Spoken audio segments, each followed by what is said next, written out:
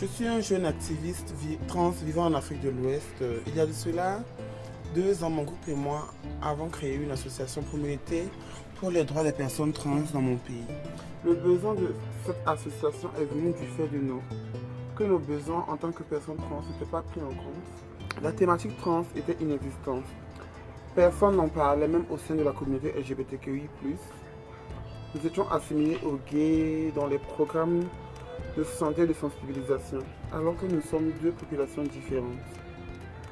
Je me suis trouvé plusieurs fois dans une situation où j'étais assimilée aux gays. Nous avions alors compris que c'était une urgence pour moi et mes pères, que nos besoins soient connus et pris en compte, que nous ayons notre propre espace trans, que les autres membres de la communauté nous comprennent et nous acceptent.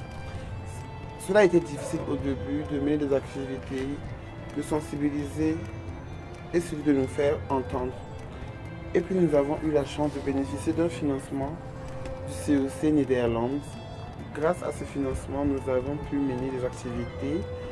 Nous avons eu plus de visibilité. La thématique trans a commencé à être séparée de la thématique gay. La thématique trans est mieux traitée et nous nous sentons intégrés. Aujourd'hui, nous avons un autre espace, notre propre espace, où nous pouvons nous rencontrer et nous exprimer, parler de nos réalités communes et avoir toutes les réponses à nos questions. Notre travail nous permet de rencontrer des personnes dynamiques, en plein questionnement, à qui nous apportons des réponses.